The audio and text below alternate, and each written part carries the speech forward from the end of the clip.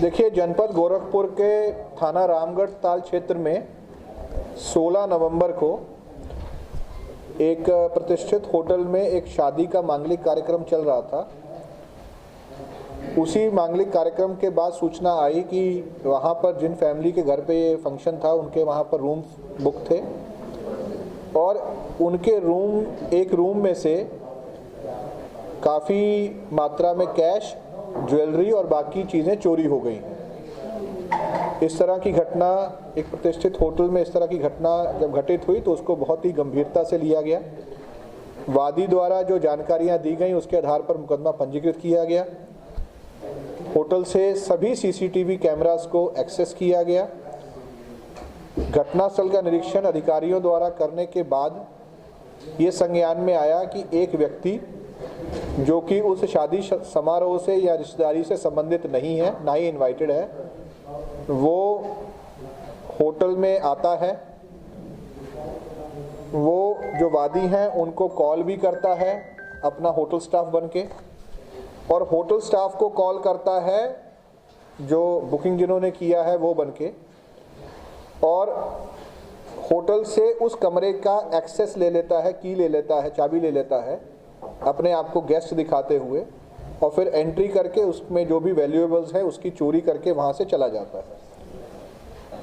इससे ये भी बात क्लियर हुई कि वो एक ही व्यक्ति था जो आया था, उसके साथ कोई और व्यक्ति नहीं था। उसकी सीसीटीवी फुटेज को लोकल सोर्सेज के माध्यम से पता कराया जाता है तो एक बात क्लियर होती है कि वो यहाँ का लोकल अपराधी नहीं है बल्कि कहीं से बाहर से आया हुआ है। उसको ट्रेस करने के लिए, क्योंकि एक बहुत ही स्पेशलाइज्ड तरीका है घटना करने का, इस चीज़ को ट्रेस करने के लिए एक नई टेक्निक जिसको कि ओपन सोर्स इंटेलिजेंस कहा जाता है, OSINT जिसको बोला जाता है, उसका इस्तेमाल किया गया। इंटरनेट, सोशल मीडिया व अन्य माध्यमों से इस तरह के मोडस ऑपरेंडी की घटनाओं के बारे में जानकारी की गई, उसकी फ़ोटो को भी वायरल किया गया। तो इन सभी चीज़ों से एक बात संज्ञान में आई कि इसी तरह की एक घटना हरियाणा राज्य के करनाल डिस्ट्रिक्ट में भी गत वर्ष हुई थी, और उसमें एक व्यक्ति जो उसी घटना में ट्रेस होकर के जेल गया था। जिस जेल में गया था वहाँ से जब इन्फॉर्मेशन ली गई तो उसकी फ़ोटो और बाकी जानकारियाँ प्राप्त हुई। वो फ़ोटो हमारे सीसीटीवी कैमरा से मैच हुई, जिससे ये क्लियर हो गया कि इसी व्यक्ति द्वारा इस तरह की घटना की गई है और पूर्व में भी इस तरह की घटना वो कर चुका है। इन सारी जो हमारे पास इन्फॉर्मेशन थी उसके आधार पर इस व्यक्ति को अरेस्ट किया गया है, जिसका कि नाम जयेश रावजी सेजपाल।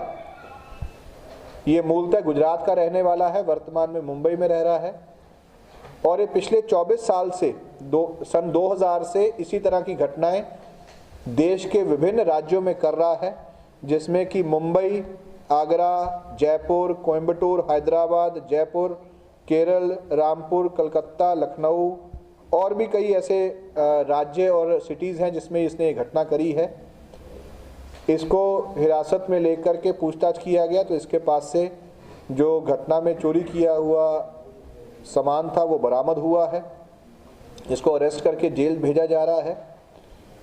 जो वादी हैं उनके द्वारा इसमें जो सहयोग किया गया है उसके लिए भी हम उनका धन्यवाद करते हैं, और पूरी टीम जिसने इस ऑलमोस्ट 1 महीने की जो ये परिश्रम है उसमें उनको ये सफलता मिली है। SP सिटी साहब के निर्देशन में मैं उनको भी, पूरी टीम को इसके लिए बधाई देता हूँ।